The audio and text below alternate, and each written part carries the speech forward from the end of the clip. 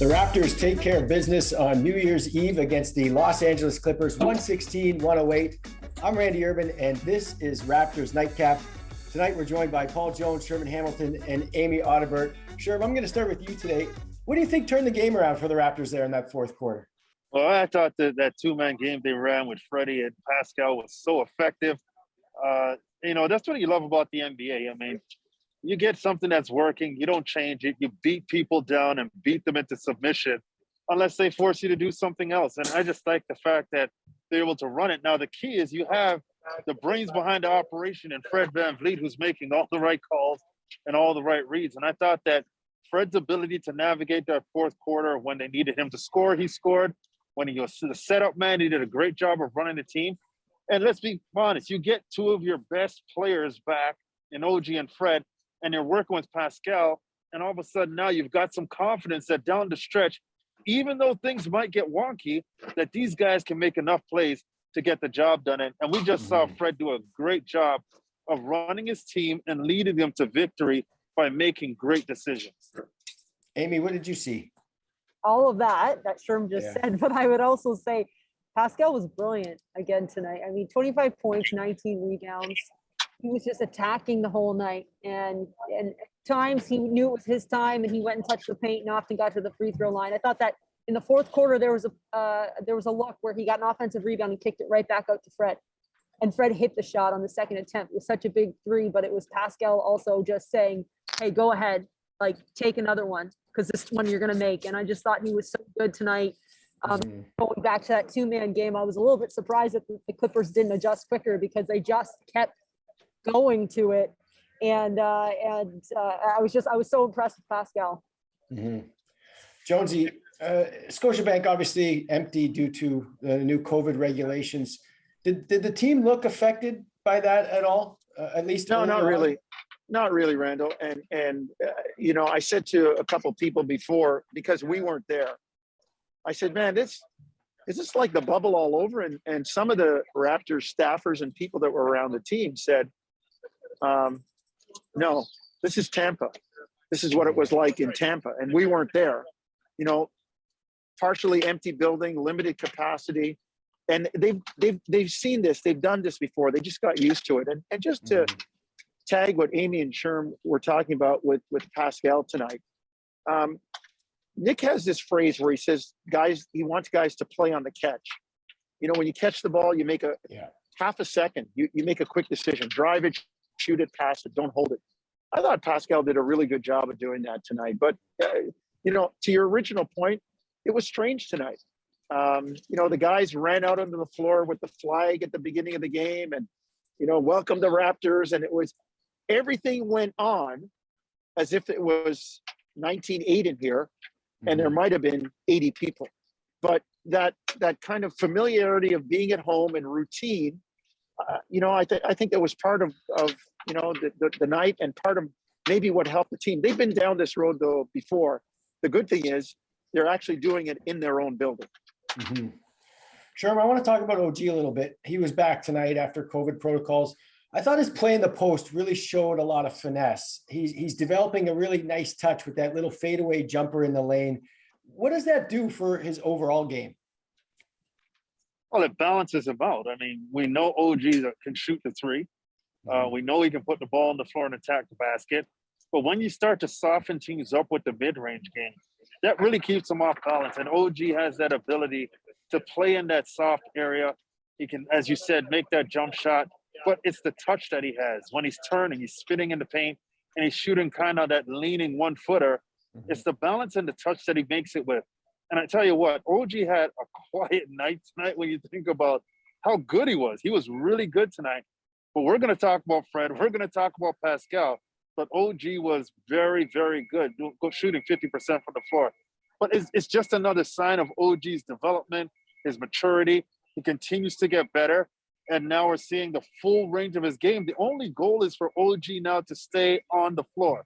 As long as he stays on the floor, as long as he's healthy, I think we're going to see a really good version of OG Anunoby in 2022. Yeah. Happy New Year.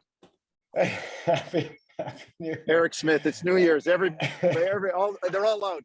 It's wasn't that Houdini? The freaks come out at night. There it is. It's all there.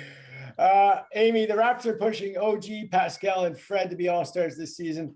All of you three are going to get a chance to talk about one of these players. But Amy, why should Fred VanVleet be an all-star this year?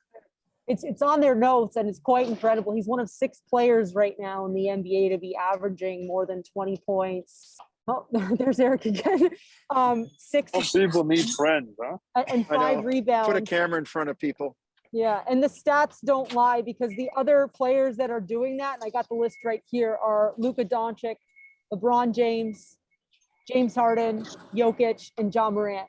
And sitting with those statistically is Fred VanVleet. So, I mean, those are the beasts. Those are the giants in our league, in the league. And he's been doing it consistently. And I don't know, it's watching him do it every night has been incredible. He deserves votes.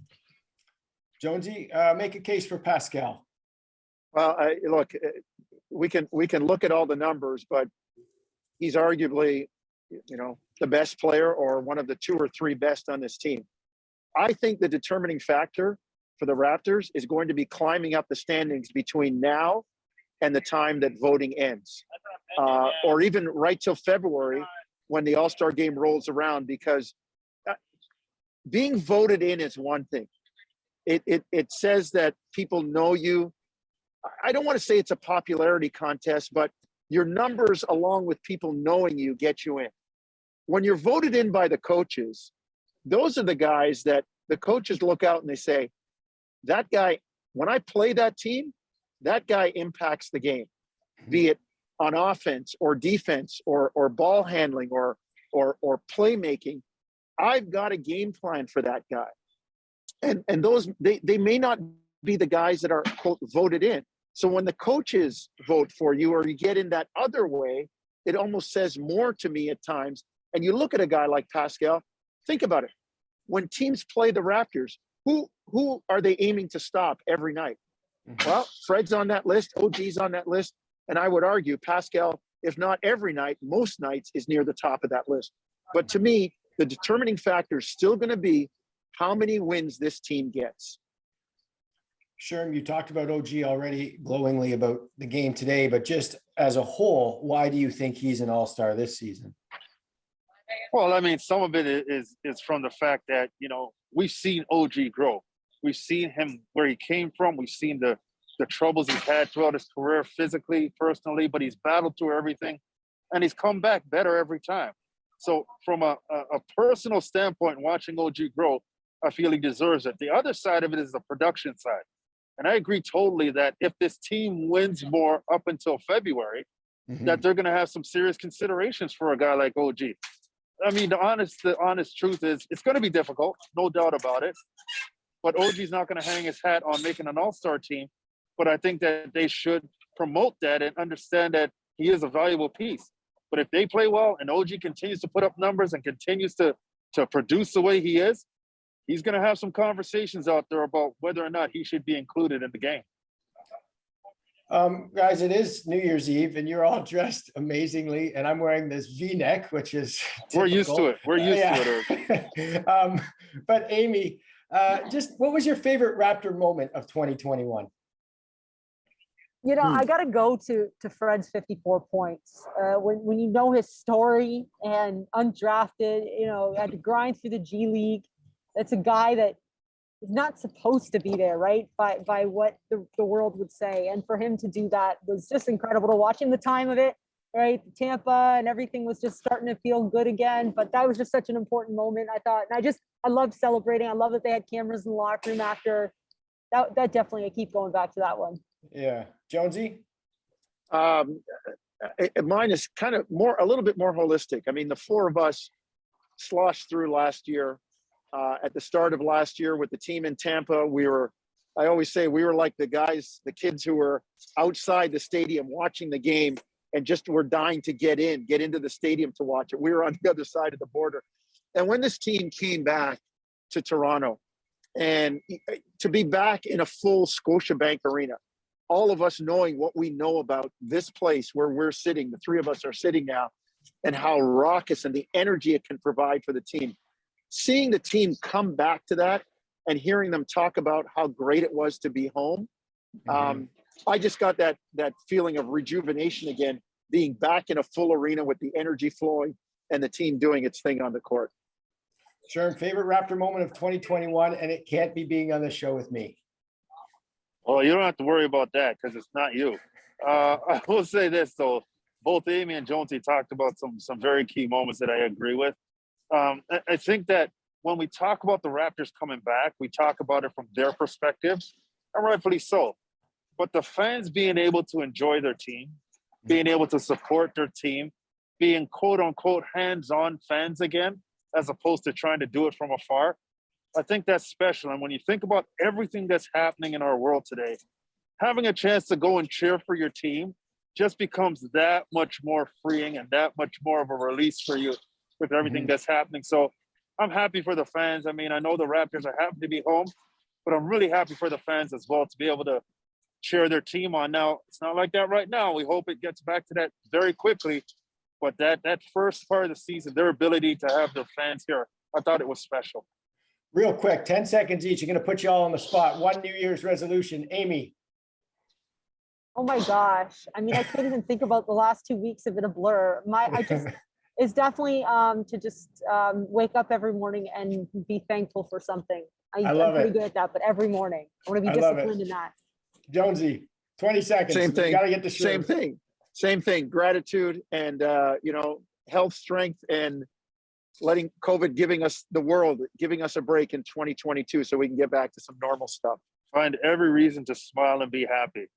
It makes such a difference to just smile, be happy, no matter how tough it is. Just try and be positive and happy. All right, great stuff, guys. Happy New Year to everybody at home. Happy New Year to all the people that have joined and watched the show and commented. We love all that stuff. So really, really appreciate everybody tuning in. Next game for the Raptors, Sunday afternoon, 3:30 p.m. Eastern against the New York Knicks back at Scotiabank Arena. We will see you then. Happy New Year, all. Happy New Year.